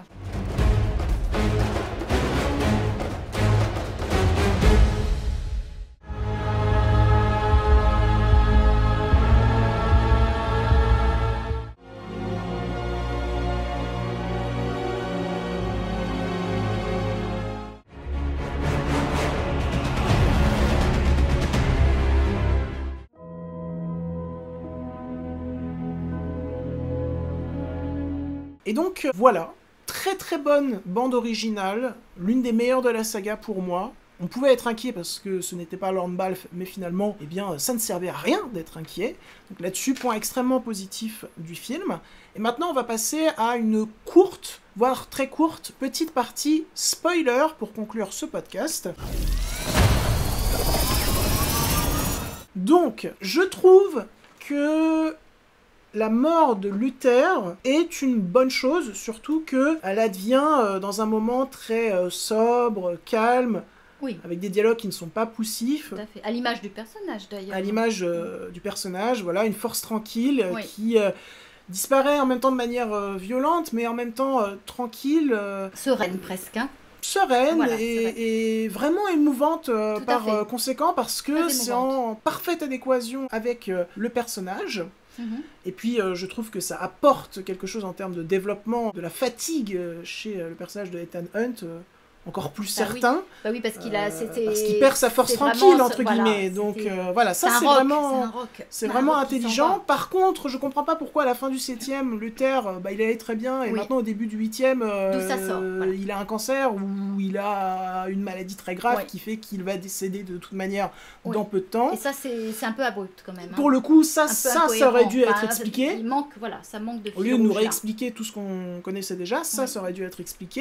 Ouais. Et puis aussi, concernant la mort du méchant Gabriel, moi je dois dire qu'elle m'a vraiment déçu parce que je la trouve très caricaturale. Il y a presque un effet cartoon, quoi. Tu rajouterais des bruits cartoon derrière, que ça te choquerait pas. Et je comprends pas cette volonté de lui avoir offert, entre guillemets, une mort aussi ridicule, presque hilarante. Alors... Oui, peut-être que c'est pour démystifier ce personnage et Oui. montrer qu'il a été beaucoup trop prétentieux et que Bah, c'est justement il meurt comme une Il- merde parce qu'il Exactement, n'est qu'une moi, merde. Moi, c'est ça que j'ai... Mais en même temps, je trouve que ça va trop loin, quoi. Ça va Le peut-être un peu rire loin. et puis Mais oui, mais il s'explose les couilles mais- Oui, enfin, et, bah, pas que ça. et la tête. Tu penses qu'il méritait une mort plus épique? Moi, je pense que Non, on pouvait le ridiculiser, mais pas autant, quoi. Là, c'est too much. le propos était pas de s'apesantir sur une mort spectaculaire de ce méchant. En fait, il est à la fois infatué, enfin, plein de lui-même, c'est quasiment... non seulement il imagine maîtriser l'entité, mais continuer après à régner, à faire jaillir un nouveau monde. Enfin, il est complètement orgueilleux, ce personnage. Mais je Mais en comprends fait, c'est une qu'on- coquille vide. Oui, C'est une coquille vide. Il a été bouffé, mangé de l'intérieur par l'entité. Et c'est d'être tout plein d'orgueil, de suffisance. Ben, finalement, cette mort un peu Ridicule. ridicule. oui, elle fait sens, mais je trouve que ça va trop loin. Une mort ridicule, pas de souci. Enfin, Mais, le mot est peut-être un peu fort de dire que À la c'est rigueur, ridicule, j'aurais mais- préféré, c'est très bizarre de dire ça, mais j'aurais préféré juste qu'il se fasse fendre la tête en deux par son avion, Oui. que Lui de- un gigantesque rire d'un méchant, t'as l'impression qu'il provient des années 50, et en plus de ça, il s'expose les couilles, il fait « Oh !» comme ça, et puis ensuite il se fait fendre la tête en deux. Je trouve que c'est too much, quoi. Vraiment, ça a sonné comme une blague qu'on pourrait faire, mon ami Alexandre et moi, pour ridiculiser les personnages, Ouais, quoi. ouais. Oui, ouais, ouais, C'est-à-dire que je comprends l'intention, mais l'application n'est pas très bonne selon moi. Ça fait peut-être partie un peu de ces bizarreries, comme le parachute de Tom Cruise, quoi. J'ai pas compris non plus. Oui, il a un parachute qui crame, et Voilà. puis tout d'un coup, il y Et à a la un autre fin, parachute un qui apparaît. magnifique parachute blanc. Là On se aussi, dit, ah, ouf, c'est ça très bien. nécessitait une explication, Voilà. mais elle y est Et pour le pas. coup, ça manque. Et voilà. enfin, pour finir sur la partie spoiler, je trouve que Tom Cruise, enfin pas Tom Cruise le pauvre, je trouve que Ethan Hunt aurait dû mourir, parce que ça aurait été la fin parfaite de son développement. Ça aurait tellement collé avec cette phrase de Luther, tu te bats pour offrir un avenir à ceux que nous ne connaîtrons pas. Donc si Ethan Hunt avait passé l'arme à gauche à la fin de Mission Impossible 8, ça aurait été d'une très grande poésie et sobriété vraiment nécessaire pour moi, un peu comme à la fin du dernier James Bond. Ça aurait été magnifique, quoi. Vraiment, Ouais, pour moi, ça aurait relevé le film dans mon esprit. Je serais ressorti en me disant, il y a de la conséquence, et en plus de ça, une conséquence qui est thématiquement vraiment magnifique parce qu'elle a tout son sens. Et non, il ne décède pas. Son sens de sacrifice ultime, si tu veux. Voilà. C'est ça que tu veux dire. Justement, maintenant, il a le droit au repos tant attendu. Et justement, il s'est battu pour ceux qu'effectivement, il ne connaîtra jamais. Voilà, pour moi, ça aurait été parfait. Mais l'ego de Tom Cruise a un peu rattrapé le personnage, entre guillemets. Parce qu'il devient Dieu à la fin, en maintenant l'intelligence artificielle qui est le pouvoir de destruction du monde dans une clé USB. On dirait à la fin de Lucie. Oui, je sais que tu n'aimes pas du tout non plus la scène finale, si on peut évoquer. Bah en fait, ces j'ai l'impression que c'est une scène Londres. qui a été un reshoot, qui a été rajoutée, qu'ils n'étaient pas ensemble sur le tournage. On dirait une scène de rencontre avec Joe Black où il s'adresse des regards en chant contre chant. Des regards, il y en a au moins 15, voire 20. Je trouve que c'est ultra répétitif, beaucoup trop solennel pour pas grand-chose. Oui, alors j'ai repensé à ça en revoyant le Ils se film. regardent tous de loin, voilà. et puis en plus de ça, il y a toute cette pré-scène finale avec la note WhatsApp de Luther, là, qui dure des plombes et qui effectivement est très poussive. Je trouve franchement qu'en anglais, c'est beaucoup moins poussif. Ok. C'est mon point de vue. Avec le texte, j'ai trouvé moins long aussi. Parce que la musique de cette scène, elle dure 9 minutes. Hein. Ouais, je me suis dit, parce que je me fais toujours, j'aime pas dire l'avocat du diable, j'aime pas cette expression, mais disons que j'essaye de trouver du bien ou une justification aux choses. Je me suis dit qu'il y avait probablement une signification, une intention derrière ça. Alors évidemment, c'est peut-être un peu raté, mais peut-être qu'il y a quand même un sens. Moi, j'y ai trouvé un sens, mais c'est moi. Si on observe, en fait, j'ai beaucoup observé, bien sûr, il y a les personnages, les héros, là, il y a cet échange de regards, mais il y a surtout les autres personnages tout autour d'eux. Je me suis demandé si, autour des protagonistes, il n'y avait pas des mouvements légèrement accélérés de cette foule, qui passe dans un endroit très busy à Londres, et si ça n'était pas, pourquoi pas, une manière de signifier vraiment que toute l'équipe de Mission Impossible opère effectivement de manière cachée, avec la vie qui grouille autour d'eux, toutes ces personnes qui sont parfaitement anonymes, hein, c'est l'anonymat de la foule, à opposer à un geste de la main que fait Ethan Hunt quand il s'est retrouvé par terre après avoir atterri avec son parachute, on ne sait pas trop comment. Il me semble qu'il fait signe à un berger, et où là il y a un caractère authentique où il est vu de quelqu'un, réellement, qu'il ne connaît pas, qui ne sait pas ce qu'il vient de faire, mais il y a un échange quelque part, il y a une relation, alors qu'il n'y en a pas dans la scène à Trafalgar, où il y a des échanges que entre les héros qui se retrouvent et qui se regardent, mais ils ne regardent pas la foule, et la foule est là, mais elle ne regarde pas non plus. Et je me suis dit, que c'est comme si on superposait deux réalités en fait, l'une ayant permis la survie de l'autre, c'est-à-dire l'implication de cette équipe, et c'est ce que j'évoquais tout à l'heure, l'esprit d'équipe il est quand même très important, à bien fonctionner et capital pour permettre la survie d'un autre monde, le monde des autres personnes sur cette planète, mais ils s'ignorent l'un l'autre en fait, enfin en tout cas le monde des personnes qu'on voit vaquer à leurs occupations, ignore que d'autres se sont sacrifiés ou ont vraiment mis plus que la main à la pâte pour permettre que tout survive. Donc on nous montre finalement ces fameux inconnus, ces personnes que les membres de l'équipe ne rencontreront jamais et pour qui ils se sont engagés à se sacrifier dans cette scène. C'est pour ça que je cherche souvent des justifications, mais je me suis dit mince, il doit y avoir quand même un sens. C'était peut-être facile, c'est peut-être bancal, c'est peut-être mal fichu, c'est peut-être décevant. Mais si on veut chercher un petit peu, on peut voir cette dimension-là qui, je trouve, n'est pas incohérente par rapport à cette fameuse phrase qui est redite par Luther dans son message. Et moi, j'ai bien aimé ce message, en fait. J'ai vu qu'il y avait pas mal de personnes qui étaient très émues par ce texte. Alors, je retiendrai juste une chose, c'est que moi, je crois justement en un avenir qui peut être bâti sur la bienveillance, la confiance et la compréhension mutuelle si on choisit de l'accepter. Voilà. Et sans forcément, comme il dit, Luther, se poser de questions, avancer vers la lumière. La lumière, on ne peut pas la voir, mais si on est sûr qu'elle existe, eh bien, c'est quand même pas mal et ça permettra de nous guider dans le bon sens. C'est ça que j'ai bien aimé dans ce message. C'est vrai, c'est vrai. Voilà. Bah écoutez, c'est une fin de podcast, je n'ai rien d'autre à rajouter. Je pense qu'on a été quand même, ma foi, vraiment complet. Voilà, on a parlé... complet, je ne sais pas, mais... On a parlé de tout, on a parlé de l'intrigue, des personnages, des séquences d'action, de tout. On espère que... ce podcast hors série d'Enfants du cinéma vous aura plu, intéressé et diverti. Si c'est le cas, n'hésitez pas à le liker, commenter, partager sur vos réseaux sociaux et pourquoi pas à vous abonner à la chaîne, ça fait toujours plaisir. Tous mes réseaux, mais également les réseaux de ma maman sont en description. D'ailleurs, merci maman, encore une fois, d'avoir accepté de participer à ce podcast. Et un défi. Une mission que tu as parfaitement remplie selon moi. Je n'en sais rien, mais en tout cas j'ai eu beaucoup de plaisir et beaucoup de joie à la faire et...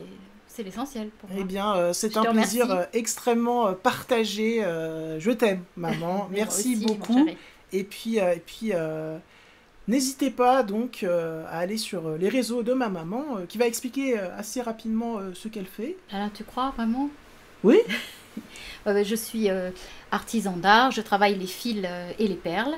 et je suis une personne qui aime transmettre son savoir-faire dans le domaine du crochet perlé notamment, des techniques différentes de travail de fil. Je suis également en train de concevoir une pièce dite d'exception, donc qui aura plus d'envergure que les bijoux ou les objets que je peux faire dans le cadre des cours et de la transmission de mon savoir. Pour l'instant, c'est dans ma tête. Et bien, vous verrez peut-être ça bientôt en progression sur YouTube, grâce à toi. Parce que je sais que tu pourras m'aider pour la diffusion de vidéos montrant mon travail. Voilà. Voilà. Sur ce, écoutez, nous en allons côtoyer d'autres univers. Et on vous dit salut. Salut. Et encore merci maman. Merci beaucoup. Je t'en prie.